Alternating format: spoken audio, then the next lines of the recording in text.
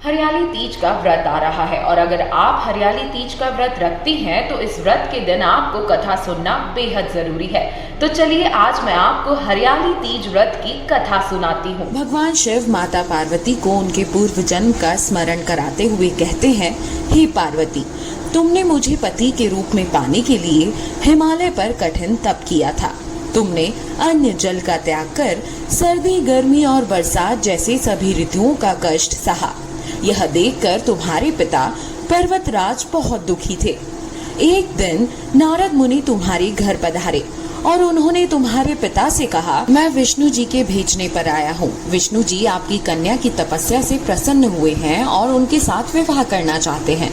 नारद मुनि की ये बात सुनकर पर्वतराज अत्यंत प्रसन्न हुए और उन्होंने नारद जी से कहा कि वे ये प्रस्ताव स्वीकार करते हैं और अपनी पुत्री पार्वती का विवाह भगवान विष्णु के साथ कराने के लिए तैयार हो गए। यह सुनकर ही नारद मुनि भगवान विष्णु के पास पहुँचे और उन्होंने सूचित किया। आगे शिवजी माता पार्वती जी से कहते हैं, लेकिन तुम्हारे पिता ने जब यह खबर तुम्हें सुनाई तो तुम्हें अत्यंत दुख हुआ, क्योंकि तुम मन से मुझे पति के रूप में स्वीकार कर चुकी थी।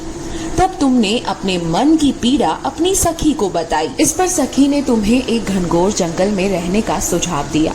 तुम जंगल में चली गई और जंगल में तुमने मुझे प्राप्त करने के लिए खूब तपस्या की। जब तुम्हारे लुप्त होने की बात पिता को पता चली तो वे अत्यंत दुखी और चिंतित हुए। वे सोचने लगे कि यदि इस बीच विष्णु बारात लेकर आ गए तो वो क्या करेंगे। शिवजी माता पार्वती से आगे कहते हैं, तुम्हारे पिता पर्वतराज ने तुम्हारी खोज में धरती पाताल एक कर दिया, लेकिन तुम उन्हें नहीं मिली, क्योंकि तुम एक गुफा में रेत से शिवलिंग बनाकर मेरी आराधना करने में लीन थी। तब मैं तुम्हारी तपस्या से प्रसन्न हुआ और तुम्हारी मनोकामना पूरी करने का तुम्हें वचन दिया। इस बीच तुम्हारे पिता भी ढूंढते हुए गुफा तक पहुँचे। तुमने अपने पिता को सारी बातें बताई।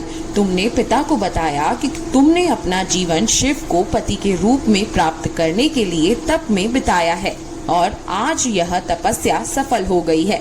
तुमने पिता से कहा कि मैं आपके साथ तभी चलूंगी जब आप मेरा विवाह शिव से कराएंगे।